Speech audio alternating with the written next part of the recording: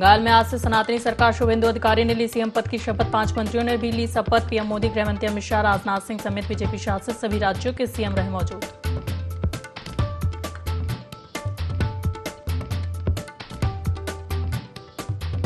पश्चिम बंगाल दौरे पर CM doctor Mohan Yadav और सीएम साय बंगाल के नए सीएम के शपथ ग्रहण समारोह में की शिरकत। कोलकाता के ब्रिगेड परेड मैदान में हुआ शपथ समारोह।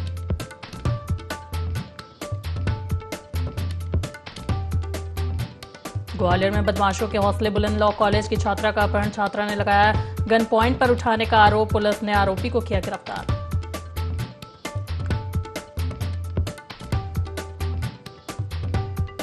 मध्य प्रदेश के मौसम में बदलाव का दौर। प्रदेश के कई जिलों में आंधी बारिश का अलर्ट। 40 से 50 किलोमीटर प्रति घंटे की रफ्तार से चल सकती हैं हवाएं।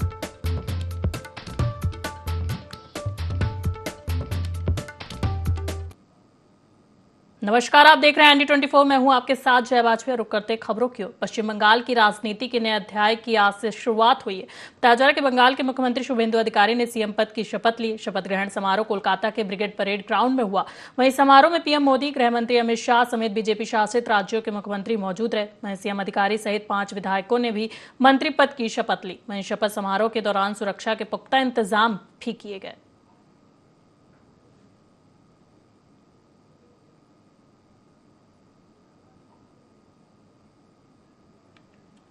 तो देखिए, पश्चिम बंगाल की राजनीति के नए अध्याय की आज से शुरुआत हो चुकी है। बंगाल के मुख्यमंत्री शुभेंदु अधिकारी ने सीएम पद की शपथ ली। वहीं शपथ ग्रहण समारोह कोलकाता के ब्रिगेड परेड ग्राउंड में हुआ। समारोह में पीएम मोदी, गृह मंत्री अमित शाह समेत बीजेपी शासित राज्यों के मुख्यमंत्री भी मौजूद रहे। वहीं सीएम अधिकारी सहित 5 विधायकों ने भी मंत्री पद की शपथ ली। शपथ समारोह के दौरान सुरक्षा के पुख्ता इंतजाम किए गए।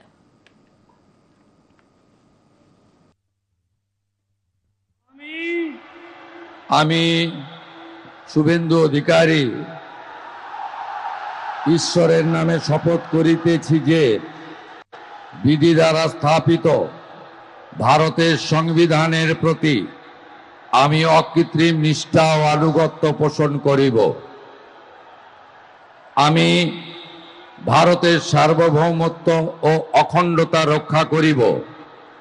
পশ্চিমবঙ্গ রাজ্যের মুখ্যমন্ত্রী রূপে আমার কর্তব্যসমূহ নিষ্ঠাপূর্বক এবং বিবেকসম্মতভাবে নির্বাহ করিব এবং ভয় বা পক্ষপাত, প্রীতি বা বিদ্বেষ রহিত হইয়া সকল শ্রেণীর জনগণের প্রতি সংবিধান ও বিধি অনুসারে ন্যায় আচরণ করিব।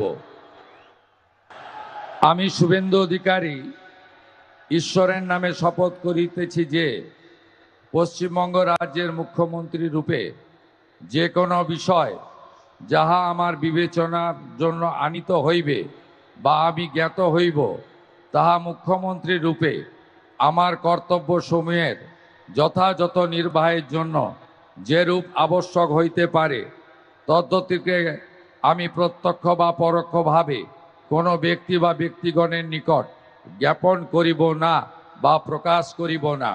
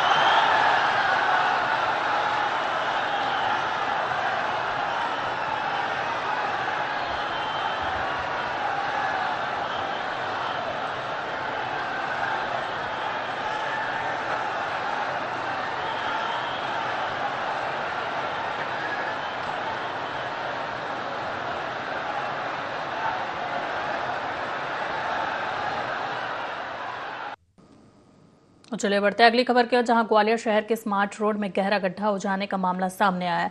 एक बार फिर ग्वालियर शहर की सड़क और उनके निर्माण के साथ रखरखाव पर सवाल उठे। दरअसल मांडरे की माता से महल खेत की ओर जाने वाली सड़क का निर्माण स्मार्ट सिटी प्रोजेक्ट के तहत हुआ, इसलिए इसे शहर के स्मार्ट रोड भी कहा जाता है। लेकिन गजरा राजा मेडिकल कॉलेज के सामने गड्ढा सड़क के फुटपाथ के पास हुआ। गड्ढे में झांकने पर वह अंदर से सुरंग की तरह नजर आ रहा है। हैरानी इस बात की भी है कि गड्ढा होने पर भी कोई बैरिकेड्स नहीं लगाए गए और न ही इसकी किसी जिम्मेदार ने सुध ली। वहीं शहर की बदहाल सड़कों पर नगरीय प्रशासन विभाग के एसीएस संजय दुबे ने कहा कि यह गलती साफ देखने को मिल रही है कि सड़कों के निर्माण के दौरान कॉम्पैक्शन का ध्यान नहीं रखा जा रहा, जिसके चलते जमीन में पानी के एंटर होते ही यह धंस जाती है। ऐसे में आम जनता परेशान होती, लिहाजा अधिकारियों के साथ ही निर्माण एजेंसियों को भी सख्त हिदायत दी गई है कि भविष्य में ऐसे निर्माण न किए जाएं।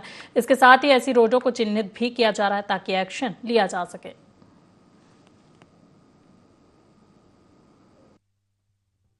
है कि हमने कॉम्पैक्शन नहीं किया। देखिए, जब भी हम सड़क बनाते हैं तो उस पर बिना कॉम्पैक्शन के अगर काम करेंगे तो मिट्टी बहेगी, क्योंकि पानी नीचे से बहता है और मिट्टी कॉम्पैक्ट नहीं होगी तो सड़क टूटेगी। इस बार भी ये संभावना, इन्होंने किस तरह से कॉम्पैक्शन किया है मुझे बहुत डाउट है, क्योंकि जो मैं प्रश्न पूछा उससे मैं बहुत संतुष्ट नहीं हूँ। हमें ये ध्यान रखना पड़ेगा कि जल्दबाजी में हम कोई काम ना करें, क्योंकि वो राशि भी लगती है, काम की गुणवत्ता भी प्रभावित होती है और उससे किसी व्यक्ति को लाभ नहीं होता, सिवाय कुछ गिने चुने लोगों को जो काम कर रहे होते हैं या करवा रहे होते हैं। तो आम जनता के दृष्टिकोण से अगर हम देख रहे हैं तो हमें ये विचार करना पड़ेगा कि हम क्वालिटी ऑफ वर्क इम्प्रूव करें। और खबर देवास से, जहां बारातियों पर मधुमक्खियों ने हमला कर दिया। बताया जा रहा है कि बैंड की धुन पर नाच रहे बाराती जान बचाकर भागे। किसी ने दुकानों में किए, वाहनों के नीचे छिपकर बचाए जान। आतिशबाजी के धुएं से भड़की मधुमक्खियां।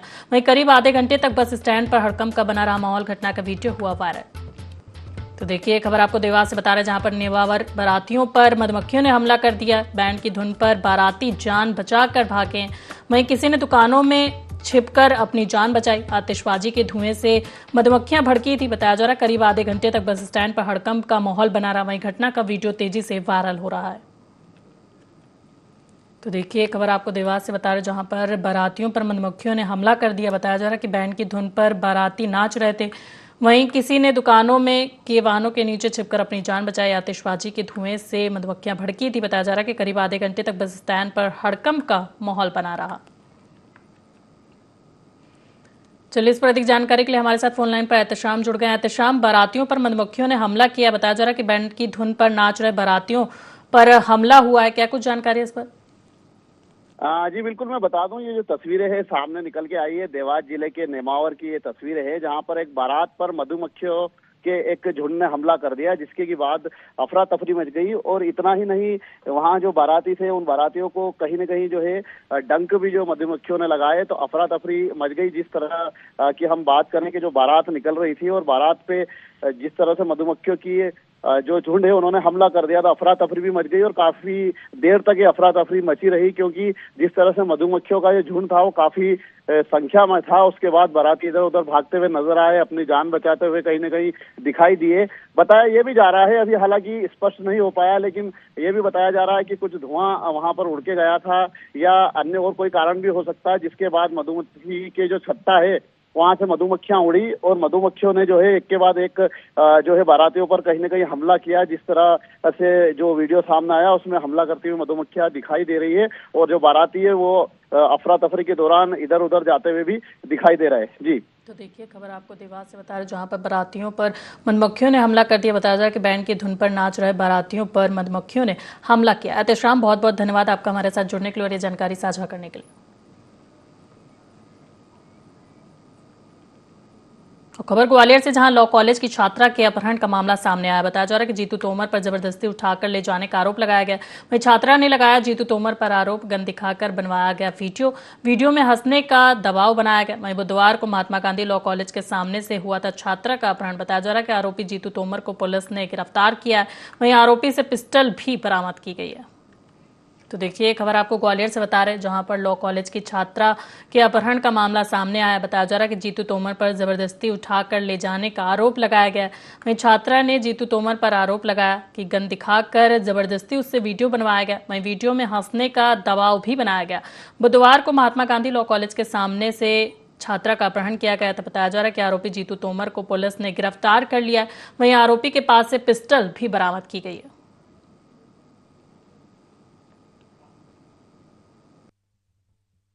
तोमर ने मुझे ज़बरदस्ती बिठाया था गाड़ी में। मैं अपनी मर्जी से नहीं गई थी और जो उसके द्वारा डाली गई जो वीडियो है वो सारी फेक है। ऐसा कुछ नहीं हुआ था। उसने मेरे को डरा धमका के वीडियो बनवाई थी और उसने ये बोला था कि अगर बोल नहीं सको कुछ तो लास्ट में हंस देना। तो मेरे द्वारा कुछ भी इंटेंशनल नहीं था, सब कुछ डरा धमका के था और मेरे को उठाया भी ज़बरदस्ती है। मैं अपनी मर्जी से नहीं गई थी। मेरे को वीडियो में वो पिस्तौल दिखा रहा था कि ये वीडियो बनवाओ जिससे मेरी फैमिली वगैरह सब छूटे। खबर लखनऊ से, जहां यूपी में फिर बदलेगा मौसम का मिजाज। बताया जा रहा है कि बारिश आंधी के बाद तापमान में होगा इजाफा। एक हफ्ते में 6 से 8 डिग्री तक बढ़ सकता है पारा। वहीं मौसम विभाग ने गर्मी को लेकर जारी किया अलर्ट। पश्चिमी विक्षोभ का असर कमजोर पड़ते ही बढ़ेगी तपिश। वहीं अगले 4 से 5 दिनों में 40 डिग्री पार पहुंच सकता है तापमान। प्रदेश के ज्यादातर जिलों में मौसम रहा शुष्क। गर्म हवाओं की वापसी से फिर सताएगी भीषण गर्मी। तो देखिए खबर आपको लखनऊ से बता रहे हैं, जहां पर यूपी में फिर एक बार मौसम का मिजाज बदल सकता है। बताया जा रहा है कि बारिश आंधी के बाद तापमान में इजाफा होगा।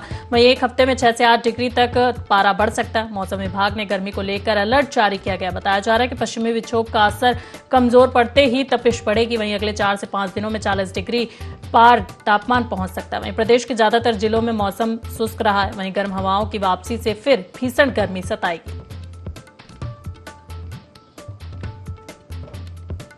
तो देखिए खबर आपको लखनऊ से बता रहे हैं, जहां पर यूपी में एक बार फिर से मौसम का मिजाज बदल सकता है। बताया जा रहा है कि बारिश आंधी के बाद तापमान में इजाफा हो सकता है।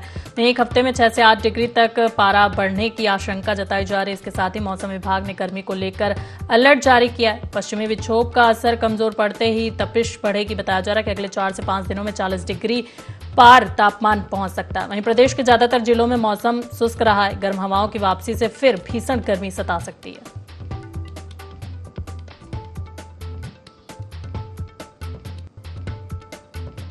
तो देखिए खबर आपको लखनऊ से बता रहे हैं, जहां पर यूपी में फिर एक बार मौसम का मिजाज बदल सकता है। बताया जा रहा है कि बारिश आंधी के बाद तापमान में इजाफा होगा। वहीं एक हफ्ते में 6 से 8 डिग्री तक बढ़ सकता है पारा। मौसम विभाग ने गर्मी को लेकर अलर्ट जारी किया है। तो चलिए इस पर अधिक जानकारी के लिए हमारे साथ फोन लाइन पर नदीम खान जुड़ गए। नदीम, यूपी में एक बार फिर से मौसम का मिजाज बदल सकता है। बताया जा रहा है कि बारिश आंधी के बाद तापमान में इजाफा हो सकता है। वहीं एक हफ्ते में 6 से 8 डिग्री तक पारा बढ़ने की आशंका जताई जा रही है। क्या कुछ जानकारी है इस पर?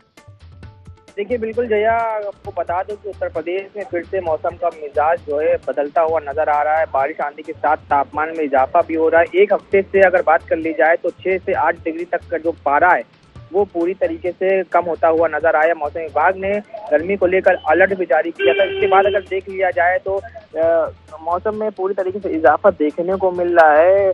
बताया ये जा रहा है कि पश्चिमी का जो असर है वो कमजोर पड़ते तपिश बारिश अगले 4 से 5 दिनों में अगर बात कर ली जाए तो 40 डिग्री जो है तापमान जो है पहुंच सकता है। ये मौसम विभाग ने अनुमान लगाया। प्रदेश के ज्यादातर जिलों में अगर बात कर ली जाए तो मौसम पूरी तरीके से जो है सुहाना बना हुआ है। गर्म हवाओं के साथ वापसी, फिर भीषण गर्मी जो है एक बार फिर से जो है वापसी करने के लिए पूरी तरीके से जया तैयार हो चुकी है। और बारिश आंधी के बाद तापमान में अब इजाफा होने के लिए पूरी उम्मीद नजर आ रही है। सुबह से ही जो है राजधानी लखनऊ में अगर बात कर ली जाए तो तड़ाके की धूप निकली है। पूरे प्रदेश में भी अगर बात कर ली जाए तो पूरे तड़ाके की धूप निकलती हुई नजर आ रही। कुछ समय पहले की अगर बात कर ली जाए तो यही आज से पिछले एक हफ्ते पहले की बात अगर जया कर ली जाए तो एक हफ्ते पहले भी मौसम इस तरह का बना हुआ था। पूरी तरीके से बारिश आंधी के साथ ठंडी हवाएं चलती हुई नजर आ रही। लेकिन आज से मौसम में जो है इजाफा देखने को जया पूरी तरीके से मिलने वाला है। अगर तापमान की बात कर ली जाए तो 40 डिग्री जो है तापमान आज पहुंचने की उम्मीद जो है मौसम विभाग की ओर से जारी की जा रही है।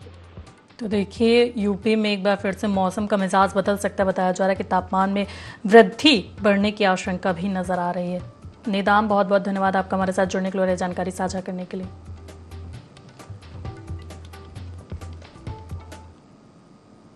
चलिए बढ़ते हैं अगली खबर की ओर। खबर सागर से, जहां बीच सड़क पर बेरहमी से पिटाई की गई। बताया जा रहा है कि आधा दर्जन से ज्यादा लोगों ने लाठी डंडों से हमला किया। वहीं पुलिस के सामने होती रही मारपीट का वीडियो हुआ वायरल। घायल को अस्पताल में भर्ती कराया गया। वहीं वीडियो के आधार पर आरोपियों की तलाश जारी। बताया जा रहा है कि कोतवाली थाना क्षेत्र के 3 बत्ती इलाके का यह पूरा मामला है। तो देखिए खबर आपको सागर से बता रहे, जहां पर सड़क पर एक व्यक्ति की बेरहमी से पिटाई की गई है। बताया जा रहा है कि आधा दर्जन से ज्यादा लोगों ने लाठी डंडों से उस पर हमला किया है। वहीं पुलिस के सामने मारपीट होती रही। मारपीट का वीडियो भी बनाया गया। आपको बता दें कि घायल को अभी अस्पताल में भर्ती कराया गया। वहीं वीडियो के आधार पर आरोपियों की तलाश जारी है। कोतवाली थाना क्षेत्र के 3 बत्ती इलाके का यह पूरा मामला बताया जा रहा है।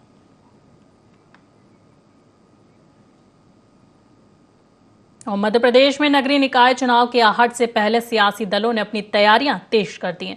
बीजेपी और कांग्रेस दोनों ही पार्टियां अपने अपने संगठनों की मजबूती के काम में जुट गई हैं। बीजेपी जहां अपनी सशक्त प्रदेश कार्य समिति की तैयारी कर रही है, तो वहीं कांग्रेस अपने संगठन सृजन अभियान के तहत बनाए गए जिला अध्यक्षों का 3 महीने का रिपोर्ट कार्ड तैयार कर रही है।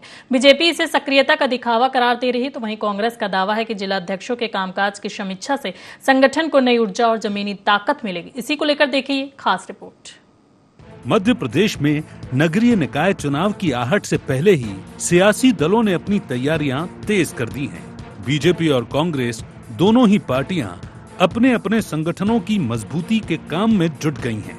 बीजेपी जहां अपनी सशक्त प्रदेश कार्य समिति की तैयारी कर रही है, तो वहीं कांग्रेस अपने संगठन सृजन अभियान के तहत बनाए गए जिला अध्यक्षों का 3 महीने का रिपोर्ट कार्ड तैयार कर रही है। इसे ही आधार बनाकर उन्हें ग्रीन, एम्बर या रेड कोड मिलेगा। कमजोर प्रदर्शन करने वालों पर संगठनात्मक कार्यवाही भी हो सकती है। हालांकि बीजेपी इसे सक्रियता का दिखावा करार दे रही है, तो वहीं कांग्रेस का दावा है कि जिला अध्यक्षों के कामकाज की समीक्षा से संगठन को नई ऊर्जा और जमीनी ताकत मिलेगी।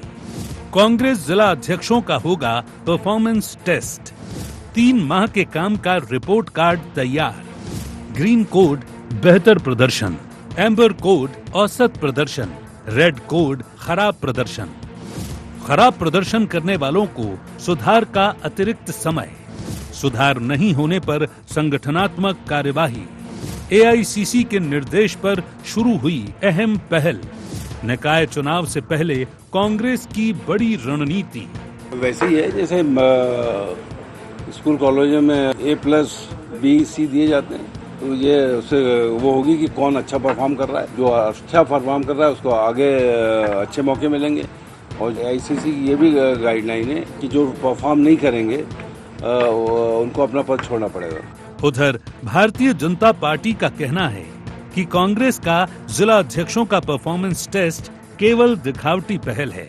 कांग्रेस में फिलहाल सभी लाल कोड में हैं। संगठन में अभी जमीनी सक्रियता की कमी है और खराब प्रदर्शन पर कार्यवाही केवल कागजों तक सीमित रहने वाली है।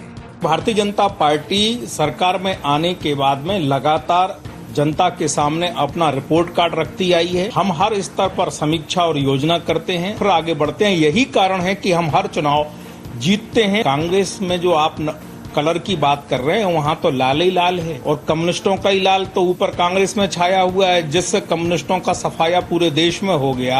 वो कम्युनिस्ट अब कांग्रेस के दफ्तरों में छाई हुई है, इसलिए वहाँ तो लाल ही लाल है। कुल मिलाकर कांग्रेस के परफॉर्मेंस टेस्ट को लेकर सियासत जारी है। एक तरफ कांग्रेस जहां इसे संगठन में नई ऊर्जा और जमीनी ताकत बढ़ाने की कोशिश बता रही है, तो वहीं बीजेपी इसे महज खाना पूर्ति बता रही है। ऐसे में अब देखना ये होगा कि परफॉर्मेंस मॉडल कांग्रेस संगठन में नई ऊर्जा भरता है या जिला अध्यक्षों के लिए खतरे की घंटी साबित होता है। Bureau report, IND 24। और साल 2010 में छत्तीसगढ़ के ताड़मेटला में हुआ नक्सली हमला देश में सीआरपीएफ जवानों पर हुए सबसे घातक हमलों में गिना जाता है। इस भीषण हमले में 75 सीआरपीएफ जवानों और 1 राज्य पुलिसकर्मी ने अपनी जान गंवाई थी। घटना ने पूरे देश को झकझोर कर रख दिया था और सुरक्षा व्यवस्था पर गंभीर सवाल खड़े हुए थे। लेकिन इस हमले के 16 साल बाद भी मामले में किसी भी आरोपी के खिलाफ दोष साबित नहीं हो सका। निचली अदालत द्वारा आरोपियों को बरी किए जाने के फैसले को अब छत्तीसगढ़ हाईकोर्ट ने भी बरकरार रखा है। वहीं अदालत के इस फैसले के बाद एक बार फिर न्याय प्रक्रिया, जांच एजेंसियों की कार्यशैली और सबूत जुटाने की प्रक्रिया पर सवाल उठने लगे। इसी को लेकर देखिए खास रिपोर्ट। 6 अप्रैल 2010 दंतेवाड़ा के ताड़मेटला में हुए नक्सली हमले ने पूरे देश को झकझोर के रख दिया था। घात लगाकर किए गए इस हमले में 75 सीआरपीएफ के जवान और पुलिसकर्मी शहीद हो गए थे। इसे देश के सबसे बड़े नक्सली हमलों में से गिना जाता है। घटना के बाद पुलिस ने कई लोगों को आरोपी बनाया, लेकिन लंबी सुनवाई के बाद निचली अदालत ने सबूतों के अभाव में सभी आरोपियों को बरी कर दिया था। अब छत्तीसगढ़ हाई कोर्ट ने भी इस फैसले को बरकरार रखा है। 6 अप्रैल 2010 ताड़मेटला नक्सली हमला। हमले में 75 सीआरपीएफ जवान, 1 पुलिसकर्मी शहीद। देश के सबसे बड़े नक्सली हमलों में शामिल। निचली अदालत ने सभी आरोपियों को किया था बरी। हाई कोर्ट ने भी बरी करने के फैसले को रखा बरकरार। कोर्ट ने जांच एजेंसियों की कार्यप्रणाली पर उठाए सवाल। असली हमलावरों की पहचान साबित नहीं हुई। हाई कोर्ट ने अपने आदेश में जांच एजेंसियों और अभियोजन की कार्यप्रणाली पर सवाल उठाए हैं। कोर्ट ने कहा कि इतने बड़े हमले के बावजूद जांच एजेंसियां असली हमलावरों की पहचान तक साबित नहीं कर पाईं और पेश किए गए साक्ष्य दोष सिद्ध करने के लिए पर्याप्त नहीं थे। सरकार अब इस मामले में आगे सुप्रीम कोर्ट जाने की तैयारी की बात कह रही है। गृह मंत्री विजय शर्मा ने कहा कि लोअर कोर्ट में कन्विक्शन नहीं हो पाया और हाई कोर्ट में भी दोष सिद्ध नहीं हो सका। अब न्यायालय का अगला दरवाजा खटखटाना ही बाकी है। तो वहीं कांग्रेस ने इस पूरे मामले को लेकर सरकार और पुलिस की जांच पर भी गंभीर सवाल खड़े किए हैं। कांग्रेस का आरोप है कि असली दोषियों पर कार्रवाई नहीं हुई और गरीब आदिवासियों को आरोपी बना करके पेश किया गया, लेकिन उनके खिलाफ कोई ठोस सबूत अदालत में पेश ही नहीं किए जा सके। प्रकरण प्रस्तुत हुआ था, इसमें लोअर कोर्ट में भी कन्विक्शन नहीं हो पाया था विभिन्न कारणों से, और उस पर पुलिस विभाग की तरफ से, प्रशासन की तरफ से हाई कोर्ट में अपील की गई थी, उसमें भी कन्विक्शन नहीं हो पाया है। अभी न्यायालय का दरवाजा बाकी है। ताड़मेटला नरसंहार के मामले में पुलिस ने जिनको दोषी बनाया था, अदालत ने उनको बरी कर दिया। निचली अदालत पहले ही बरी कर चुकी थी, अब उच्च न्यायालय ने बरी किया है। दरअसल भारतीय जनता पार्टी की सरकार रहने के दौरान जब भी इस प्रकार की गंभीर घटनाएं हुई हैं, जो असली दोषी थे उनके खिलाफ कार्रवाई नहीं की गई और गरीब आदिवासियों को आरोपी बना के प्रस्तुत किया गया। उनके खिलाफ कोई साक्ष्य पुलिस प्रस्तुत नहीं कर पाई। कांग्रेस पार्टी इस बात को पहले से ही कह रही थी कि सरकार सिर्फ आदिवासियों को जानबूझ के गरीबों को प्रताड़ित करने का काम कर रही थी। जो असली दोषी थे, चाहे ताड़मेटला का मामला हो चाहे जीरम का मामला हो, असली दोषी, असली गुनाहगार अभी भी सलाखों के बाहर हैं और सरकार सिर्फ और सिर्फ खानापूर्ति की कार्रवाई करती है। ताड़मेटला नक्सली हमले को 16 साल बीत चुके हैं, लेकिन अब तक इस हमले में किसी भी आरोपी पर दोष साबित नहीं हो पाया है। हाई कोर्ट के फैसले ने एक बार फिर से जांच एजेंसियों की कार्यप्रणाली और न्याय प्रक्रिया पर बड़े सवाल खड़े कर दिए हैं। देश के सबसे बड़े नक्सली हमलों में शामिल इस घटना में शहीद हुए जवानों के परिजनों को आज भी इंसाफ का इंतजार है। अब सबकी निगाहें इस बात पर टिकी हैं कि क्या सरकार इस मामले को सुप्रीम कोर्ट ले जाएगी और वहां से इस बहुचर्चित मामले में कोई नई दिशा निकल पाएगी या नहीं। Bureau report, IND24। चलिए बढ़ते अगली खबर की ओर, जहां सिरोंज में सड़क हादसे के बाद हालात तनावपूर्ण हो गए, जब बड़ी संख्या में लोगों ने सिरोंज थाना का घेराव कर पुलिस प्रशासन के खिलाफ जमकर नारेबाजी की। बताया जा रहा है कि हादसा थाने से करीब 50 मीटर दूरी पर हुआ था, जिसके बाद आक्रोशित भीड़ सड़क पर उतर आई। वहीं प्रदर्शन के दौरान कुछ लोगों ने थाने के आसपास स्थित दुकानों में तोड़फोड़ भी की, जिससे इलाके में अफरा तफरी मच गई। वहीं पीड़ित दुकानदार ने थाने में आवेदन देकर कार्रवाई की मांग की है। बताया जा रहा है कि घटना के बाद क्षेत्र में भारी पुलिस बल तैनात किया गया और स्थिति पर नजर रखी जा रही। वहीं घटना के वीडियो सोशल मीडिया पर तेजी से वायरल हो रहे हैं, जिससे स्थानीय लोगों में दहशत का माहौल बना हुआ है।